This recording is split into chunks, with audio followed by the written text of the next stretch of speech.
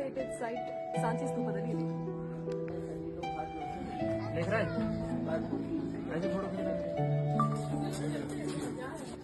ಸಾಂಚಿ ಸ್ತೂಪದಲ್ಲಿ ಬರೆದಿರುವಂತಹ ಲಿಪಿ ಬ್ರಾಹ್ಮಿ ಲಿಪಿ. ಸಾಂಚಿ ಸ್ತೂಪದ ಮೇಲೆ ಇನ್ವೇಡರ್ಸ್ ಬಂದು ಹಾಳು ಮಾಡ್ತಾರೆ. ಅದಾದ್ಮೇಲೆ ಶಾಜಾನ್ ಬೇಗಂ ಅವರು ಇದಕ್ಕೆ ಫಂಡ್ಸ್ ರಿಲೀಸ್ ಮಾಡಿ ಇದನ್ನ ಮತ್ತೆ ರೀಬಿಲ್ಡ್ ಮಾಡ್ತಾರೆ. ಇಲ್ಲಿ ಬುದ್ಧನ ಅವಶೇಷಗಳನ್ನು ಇಡಲಾಗಿದೆ. ಬುದ್ಧನ ಸ್ತೂಪಕ್ಕೆ 4 ಗೇಟ್ಗಳಿದೆ. South, north, east and west 4 gate Bhubaneswar.